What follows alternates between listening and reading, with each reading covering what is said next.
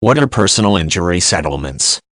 Personal injury settlements are agreements made before a personal injury case is sent to court to compensate the claimant and resolve the matter.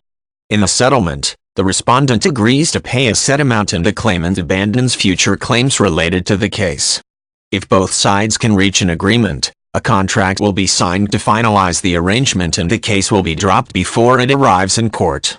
Settlements are used for a variety of civil suits to avoid the expense and public attention of the trial. In personal injury cases, people claim that another party is liable for a physical injury such as whiplash in a car accident. They believe that the other person is responsible for paying the costs associated with the injury and may also argue for compensation for less tangible damages, like emotional distress. A suit can be filed to recover these damages. Once served with a notice about the suit, respondents may opt to proceed to court or offer personal injury settlements.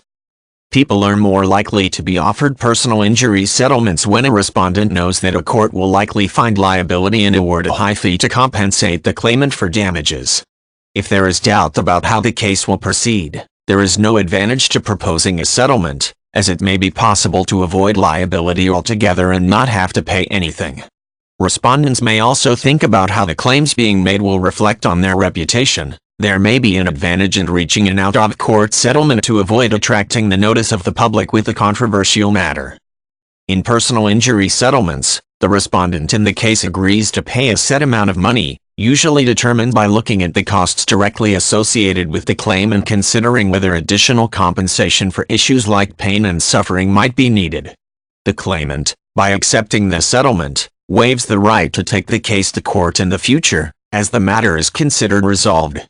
The respondent has agreed to pay damages and the claimant has received those damages and agreed to them. Representatives of a respondent can approach the claimant's legal team at any time with an offer of settlement.